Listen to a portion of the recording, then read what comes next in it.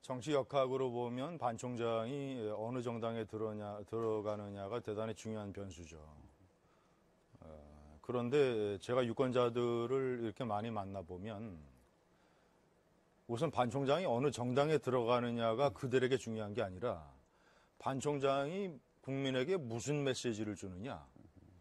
유엔 사무총장을 10년 했다고 해서 대통령 자리가 자동적으로 보장되는 게 아니다.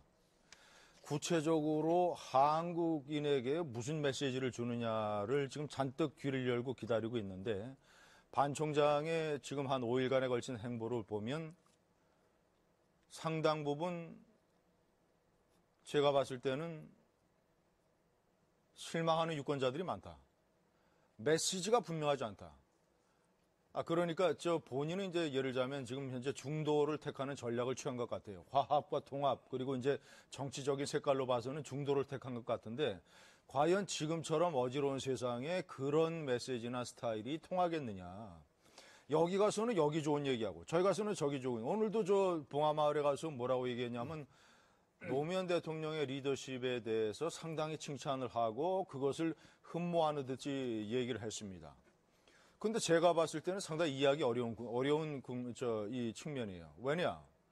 지금 현재 반기문 총장을 기다렸던 많은 사람들은 누구냐면 현재 그동안에 지금 박근혜 대통령 탄핵 사태 때문에 너무 보수가 몰락을 해서 범보수의 후보가 없다.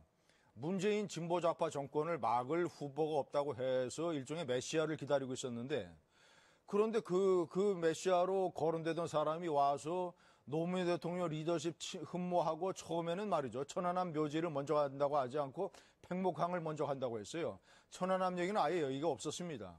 뭐 다 지난 얘기입니다만은 제가 귀국하는 날 제가 한 3시간 앞서서 어떤 텔레비전에 나가서 제가 강력하게 비판을 했어요.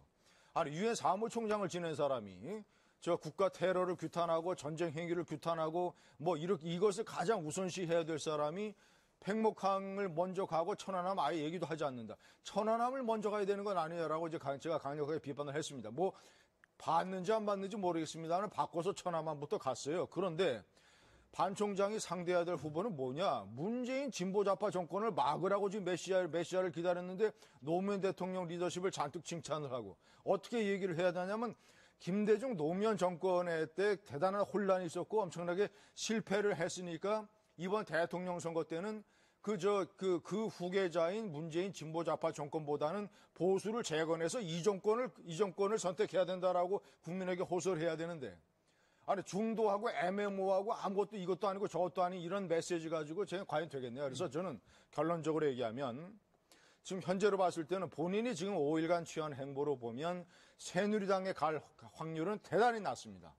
낮고 정당을 한다면 바른정당 또는 국민의당인데 국민의당보다는 그래도 좀 보수 신당인 바른정당 쪽의 가능성이 좀 더 있지 않겠냐고 생각하는데 설사 그 정당을 선택하든 아니면 다른 정당을 선택하든 현재와 같은 메시지로서는 본인이 범여권 반문재인 후보의 대표주자가 되기에는 난관이 많은 상황이다. 이렇게 봅니다.